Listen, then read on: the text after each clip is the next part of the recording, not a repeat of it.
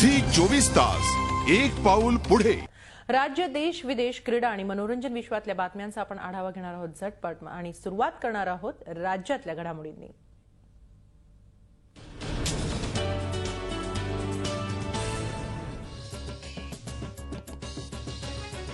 बीडमधल्या स्त्री भ्रूण हत्येप्रकरणी धडक कारवाईला सुरुवात झालेली आहे। या प्रकरणी आतापर्यंत 5 जणांना अटक करण्यात आली आहे, तर 2 डॉक्टरांविरोधात गुन्हे दाखल करण्यात आले आहेत। तसंच सुदाम मुंडेची माहिती देणाऱ्याला 40,000चं बक्षीस जाहीर करण्यात आलं आहे।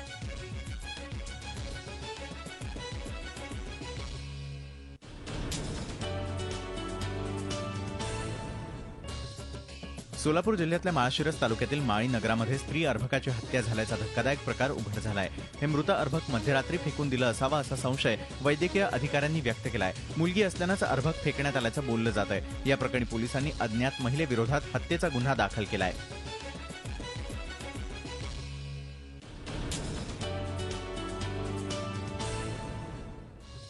जळगावमध्ये सहकार आयुक्तांना ठेवीदारांच्या रोषाला सामोरं जावं लागलं। सहकार आयुक्त मधुकर चौधरी यांनी घेतलेल्या बैठकीत ठेवीदारांनी प्रचंड गदारोळ केला। बैठकांवरती बैठका होतात, मात्र ठेवी परत मिळण्याबाबत काहीही ठोस निर्णय होत नाही असा आरोप ठेवीदारांनी केलाय।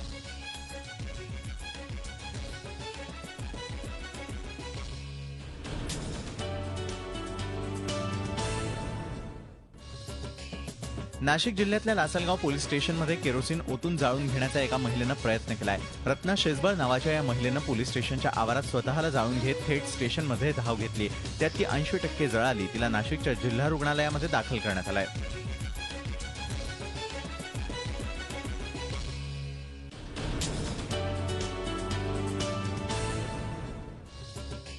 उस्मानाबाद जिल्ह्यातील तुळजापूर तालुक्यातल्या बाभळ गावामध्ये एका खासगी दूध प्रक्रिया उद्योगावरती अन्न व औषध विभागाच्या अधिकाऱ्यांनी छापा टाकलाय। या छाप्यात 49,74,000ची दूध पावडर जप्त करण्यात आली आहे। या खासगी कंपनीत विनापरवाना दूध पावडरचं उत्पादन केलं जात असल्याचं स्पष्ट झालंय।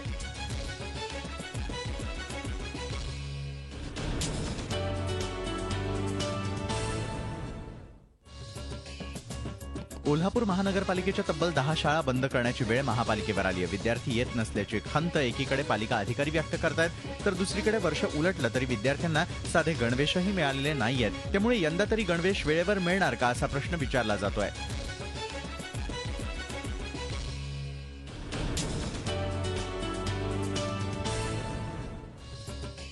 ताडोबामधलं पर्यटन वाढवण्यासाठी वन विभागानं विशेष योजना आखल्या आहेत। त्यामुळे वाघोबाचं दर्शन सहज मिळणार आहे आणि ताडोबाच्या जंगलात अस्सल गावरान पदार्थांवरती तावही मारता येणार आहे। ताडोबाच्या आसपासच्या 161 गावांमधल्या तरुणांना रीतसर प्रशिक्षण देऊन गाईड म्हणून तयार करण्यात येणार आहे।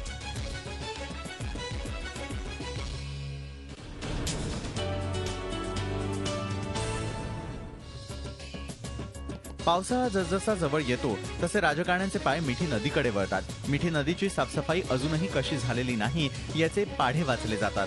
दरवर्षीप्रमाणे भाजप नेता किरीट सोमय्या याही वर्षी मिठी नदीवर पोहोचले आणि मिठीची साफसफाई झाली नसल्याबद्दल सरकारला त्यांनी सुनावलं।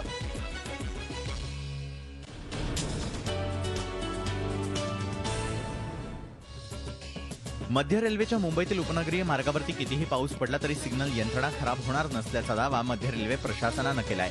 रेल्वे ट्रॅकवरती पाणी येत सिग्नल नादुरुस्त होऊ नये यासाठी डिजिटल एक्सेल काउंटर ही नवीन अत्याधुनिक यंत्रणा रेल्वेनं बसवली आहे।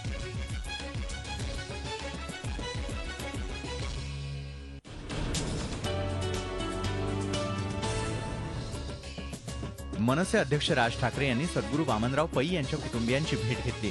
निरूपणकार वामनराव पै यांचं नुकतंच निधन झालं। त्या दरम्यान राज ठाकरे ताडोबा दौऱ्यावरती होते, मात्र ताडोबा दौऱ्यावरून मुंबईत परतताच त्यांनी वामनराव पै यांच्या कुटुंबियांची भेट घेऊन सांत्वन केलं। मनसे आमदार बाळा नांदगावकर हेही राज ठाकरेंबरोबर उपस्थित होते।